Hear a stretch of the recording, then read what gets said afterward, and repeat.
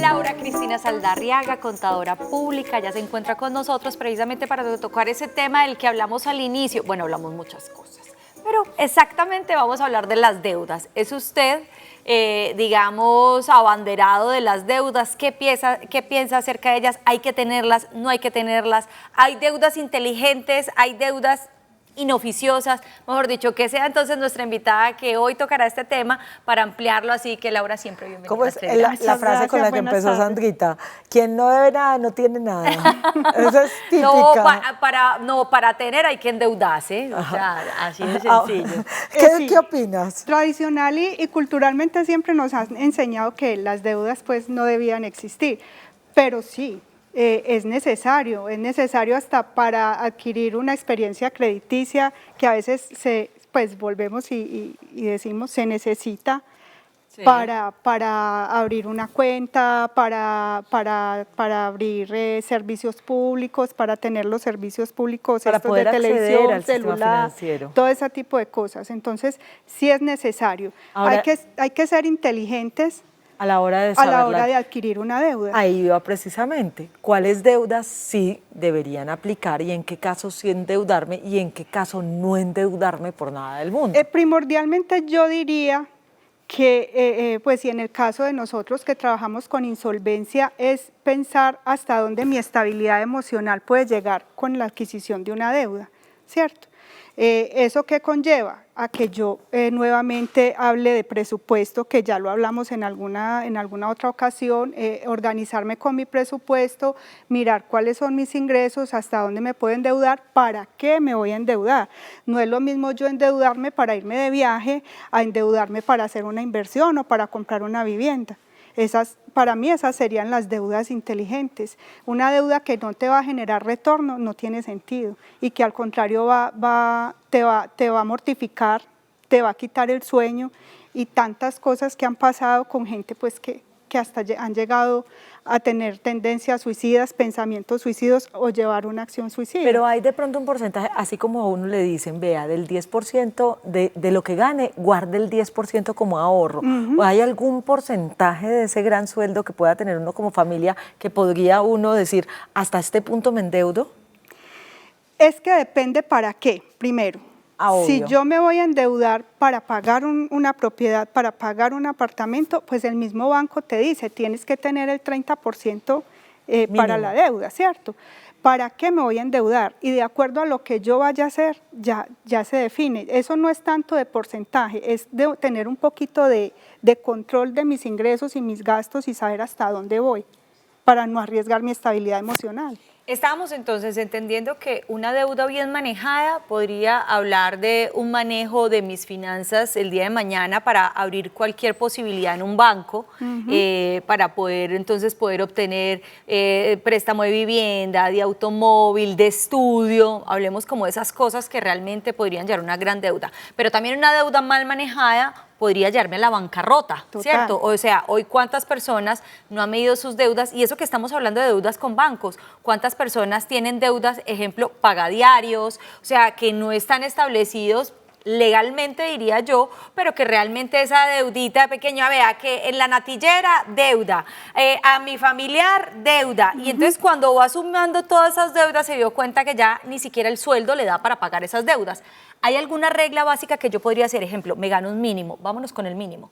¿Cuánto podría endeudarme yo de ese mínimo? ¿Hasta dónde podría permitir? ¿Hay alguna regla o algo que a mí me permita organizarme en mis finanzas? Por eso es importante lo que hablo del presupuesto. Entonces, si yo me gano el mínimo, ¿cuánto pago de arriendo? ¿Cuánto pago de servicios? ¿Cuántos son mis gastos? Y de acuerdo, si me queda un margen, de acuerdo a ese margen, yo diría que mucho, el 10% de ese margen que queda de lo que son mis ingresos menos mis gastos. ¿Qué pasa si la embarré?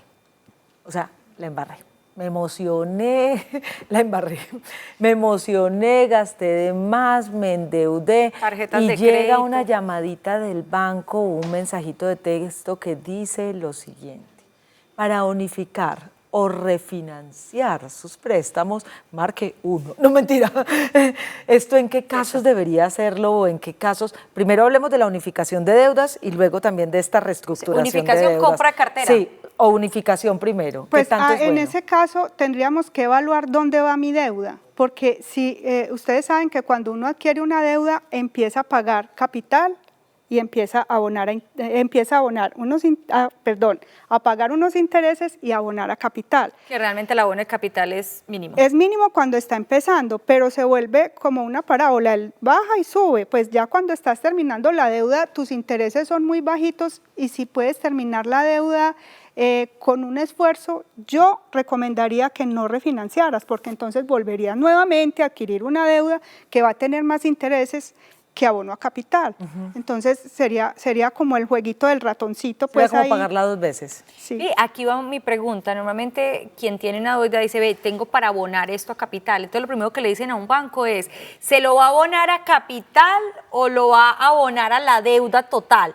¿Cuál debería ser la idea? Porque entonces hay quienes dicen, no, pues es que lo abono a la deuda, voy a recibir, o sea, pago menos de cuotas mensuales, pero pues sigo recibiendo, o sea, pero no fue a capital, o sea, mejor dicho, estoy enredada. ¿Cómo debería ser? No, la recomendación siempre es abonar a capital. Siempre. Siempre. Que la cuota siga siendo la misma. Abonos inteligentes a capital. El banco te ofrece 2 opciones. Bueno, con este abono a capital, por ejemplo, en una deuda hipotecaria, te dicen o te aumenta o te disminuye el tiempo o te disminuye la cuota. Entonces, si estás endeudado, si metiste las patas, pues yo optaría por en el mismo tiempo disminuir la cuota, porque en el tiempo yo puedo estar mejor y ya disminuir el tiempo. Hay gente que de pronto sí, volvamos a lo mismo, la embarró. De nuevo, yo sigo pues con la embarró, ¿sí o no? Sí. Y entonces llega y dice, listo, yo sé que lo que me dice la doctora es lo más inteligente, pero es que yo en este momento estoy ahorcadísimo con estas deudas y me están ofreciendo del banco esto para poder refinanciar. ¿Qué debería preguntarle al banco en cuanto a las tasas de interés, en cuanto a los tiempos, para saber si tomo esa decisión o no? Muy importante, siempre tenemos que estar informados en el momento de adquirir una deuda a qué tasa de interés lo estamos haciendo. Mira, por ejemplo, ahorita con el crédito hipotecario que las tasas subieron. En este momento ya los bancos están bajando las deudas, las tasas. Están bajando las tasas. Entonces, es muy importante que si metimos las patas, si la embarramos, entonces vamos al banco y le ofrezcamos un negocio con una nueva tasa de interés. Porque también puede Algunos pasar en bancos lo sentido están contrario. aceptando. Resulta que tengo una tarjeta de crédito y en esa tarjeta de crédito lo hice con un interés del 2 y en este momento está del 4. Puede que el banco te esté llamando a refinanciar, pero si te van a cobrar el 4 de interés y acá tenías el 2, no te conviene hacer esos cambios. Por eso hay que tener el panorama. Es muy importante tener el panorama de lo que te están ofreciendo y mirar tus extractos. Ahí cuánto te están cobrando actualmente y cuánto te están ofreciendo, para mirar si es conveniente. No emocionarse jamás con las tarjetas de crédito. Ni con las tarjetas de crédito, ni prestar para comprar artículos de consumo. Ni mucho menos la fiesta de 15, ni la la fiesta de 15, el paseo, no es lo ideal. Adquirir deudas que te generen un retorno, que te generen ingresos pasivos, que son esos ingresos que mientras tú estás durmiendo estás recibiendo. La gente que invierte en acciones y que saben hacerlo, la gente que adquiere una propiedad para rentar, están en su casa tranquilos y les está generando un retorno ese dinero que invirtieron. Sandrita, se quedó pensando. Sí, me quedé pensando, es porque además o sea, recibimos tarjetas con facilidad, ¿cierto? Los créditos en los almacenes están por doquier, entonces a usted le dicen, vea, para que se compre estos zapatos, se compre esta camisa, saque un crédito, es muy fácil sacarlo. Hoy sacar un crédito a veces ni siquiera se necesita codeudor, entonces con facilidad digamos que ¿cómo se dice? Como ese diablito endeudamiento está siempre presente para poder conseguir. Yo realmente de manera personal no le tengo miedo a las grandes deudas, le tengo a esas deudas hormigas, lo voy a llevar con los gastos hormigos, o sea, que son esas deudas pequeñitas y cuando menos pensé terminé con 5 almacenes y en los 5 almacenes con deuda, que es lo que normalmente funciona. Entonces, y te ofrecen, vea, no, usted saque hoy que el crédito lo empieza a pagar el otro año. Si no usa la tarjeta, no tiene cuota de manejo. Entonces, ¿para qué claro, quiero la tarjeta? ¿Sí o no? Entonces, en esa dinámica terminamos en una dinámica de consumismo y cuando menos pensamos terminamos reportados. ¿Qué pasa una vez que estamos reportados? ¿Cómo funciona este tema? Me imagino que al cuánto tiempo podría estar pasando que ya estemos de aquí. ¿Al cuánto tiempo reportan a la gente? Inicialmente a los 30 días se demora. reporta. Eso es un proceso, inician proceso prejurídico, luego jurídico, luego, bueno, eso ya es todo un proceso. Y eso va teniendo como lista negra. Claro, eso inmediatamente tú dejas de pagar 30 días y ya estás reportado. Y por un par de tenis. Por lo que sea. Es que inclusive uno en diciembre ve la gente que es loca gastando y en enero es el dolor pues de todo el mundo cómo se va a pagar, ¿cierto? Entonces es ser muy cuidadosos, sí, endeudarnos, pero con mucha sutileza, sabiendo qué tengo para saber hasta dónde puedo ir y si no, y si ya la embarramos y si ya no podemos, pues ahí estamos nosotros en insolvencia ayudando. Que eso me encanta porque es que es llevar un proceso de salvación financiera a mucha gente,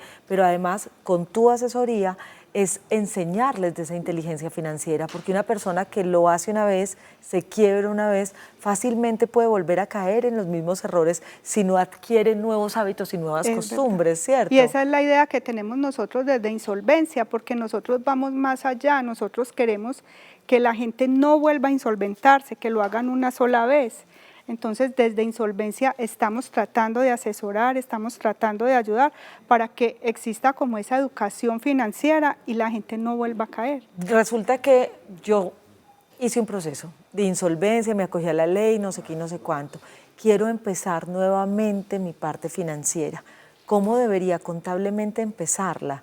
¿Y cómo volver a abrir esas cuentas de banco? ¿Cómo vuelve a hacer el proceso de volverme a ganar cierta credibilidad en el sistema bancario? Pues es lo que llamamos reorganizarnos. Es reorganizarnos, es retomar todos estos tips que hemos venido dando acá, organizarnos con un presupuesto, saber lo que te estaba diciendo, saber hasta dónde voy a ir de acuerdo a lo que tengo. También es mirar qué tipo de ingresos tengo yo, es decir, qué empleo tengo yo, ese empleo es seguro, hasta dónde es seguro, hasta dónde puedo ir. Ajá. Es marcar mis límites. Además, pues porque uno no piensa que lo van a echar. O sea, es cierto, si uno está trabajando, es viable, es posible, pero uno dice como que no, venga, yo ya soy empleado y uno nunca piensa como que esto me va a durar 6 meses para no poderme endeudar. Entonces, aquí lo importante es desde ya entender cuáles son mis capacidades, cuáles son las deudas. Además, porque si hablamos de un matrimonio, las deudas, así como los bienes, nos pertenecen a los dos. Sí. ¿Cierto? Sí. Entonces, también entender que esto, que es una sociedad, esas deudas mañana, si esa pareja termina, las deudas la van a pagar los dos, así la haya adquirido uno solo, ¿cierto? Entonces, entender todas estas dinámicas, cuáles son mis deudas, cuál es la deuda de la familia y empezar a organizarse. Ustedes ayudan en todo ese proceso y me encanta porque es entender cómo manejo mis finanzas, qué tengo, con qué cuento y con qué no cuento. Y cómo esos gastos hormiga también pueden ser organizados para que no terminen, digamos, el día de mañana en una deuda mayor. Mira, los gastos Claro que hormiga. ¿Tú te tomas tinticos en la calle? Sí, y un ojo. Bueno, no, digamos que no se lo toma acá abajo, sino que se toma un tinto normal. Listo, un tinto normal, ¿cuánto vale? 2.000 pesos, ¿cierto? 2.500. 2.500. Y me lo tomo de lunes a viernes. ¿Eso significa que cuánto es? En un mes. Por eso, son 12.500, uno solo en uno el día. Uno solo Y normalmente al día, uno sin no se el toma uno. pancito, sin la frutica, sin el helado de no sé dónde, sin nada. Son 12.500 que se convierten en un mes en 4 semanas. 50.000, 25, 50. Sí, 50.000 pesos. 600.000 en el año. Son 600.000 en el año. Un tinto. Gracias. Ahora, quienes somos mamás, dígame que nos gastamos solo los 2.000 no pesitos. pueden ver una maquinita con comida, mija, porque eso es peligroso para estos muchachos. O sea, pasan por ahí, ve así. Si nosotros somos un poquito más conscientes, ¿cuánta plata realmente podemos nosotros ahorrar o utilizar en cosas que realmente son importantes en casa o no? Sí, es verdad. Y es que normalmente siempre cuando llega alguien a insolventarse, a hacer su proceso de insolvencia, encontramos pecados. Yo siempre lo he dicho, hay pecados, hay cosas que hay que buscar para que la gente comience a aprender de esos errores y salga. A mí me da mucha risa porque hay veces uno tiene amigas y se encuentra con las amigas y le dice, está tan duro, qué trabajadera tan dura y no veo la plata y no sé qué, no sé cuánto. Y luego te la encuentras el fin de semana en un centro comercial. Llena de bolsas. Y hay algo que a mí me parece súper chévere y yo sigo con la mentalidad con la que crecí en mi familia y es que el que no se endeuda no consigue. No, yo y para hoy esas cosas muy también. seguramente, hoy alguien nos está viendo y dice, vea, yo quiero conseguir mi apartamentico, o sea, por fin tener mi casita propia, un apartamento pequeño y resulta que tiene que organizarse financieramente para poder conseguir eso. Entonces ahí están los ahorros. Ahí qué tan importante es tener ese ahorro que me respalde esa deuda que voy a obtener y adicional el tema del análisis de los bancos, mirar tasas de interés, cuál me da mejor tasa, a cuánto tiempo me tengo que endeudar. O sea, esto sí es literal uno sentarse con lápiz en la mano y tener que hacer un análisis financiero, un balance financiero de esos, desde que usted toma la decisión de conseguir ese apartamento al día de entrega, ¿cierto? Y después. Y luego... Y después, porque es que a usted le ¿cómo entregan pagar? y usted tiene que entrar a organizar, entonces es todo un proceso. Es todo un proceso y como tú dices, con lápiz y papel. Bueno, pero a partir del mes pasado entramos en un proceso de deflación, es decir, algunas tasas ya empezaron a bajar, sí. y esa es la tendencia que va a tener supuestamente la economía en Colombia, ¿o no? Ajá, sí, eso, pues eso es lo que estamos esperando todos. La verdad que lo estamos esperando con ansias, a ver si así podemos volver a creer como en país y a volver a invertir, sobre todo que hay ciertos sectores que no solamente dependen la economía de ellos, sino que gran parte de la fuerza laboral se da precisamente en esos sectores como el sector construcción Sí. también, que ha sido tan golpeado en estos últimos 2 años y que se está viendo como un receso en la gente que está trabajando, lo cual es gravísimo para las familias colombianas porque hay muchas familias que dependen precisamente de ese tipo de industrias. Y aquí es donde estábamos hablando precisamente de la toma de decisiones. Ojalá esa toma de decisiones de endeudamiento no sean en momentos ni de alegría ni de tristeza, sino obviamente con conciencia, con responsabilidad, entender el por qué, el para qué y si vale la pena hacer la deuda. Tengo una última importante. pregunta, porque es que hay mucha gente que piensa, es que esa ley de insolvencia es solo para ricos. Yo, que voy a aplicar a una ley de insolvencia, ¿para qué? No, es para todos. Es que todos en algún momento nos vemos ahorcados y ahogados por las deudas. Es para todos. Cualquiera puede ir a declararse en insolvencia. Lo que es pequeño para ti es enorme para otro. Y estamos para ayudarlos a todos. ¿Cómo los encontramos en Instagram?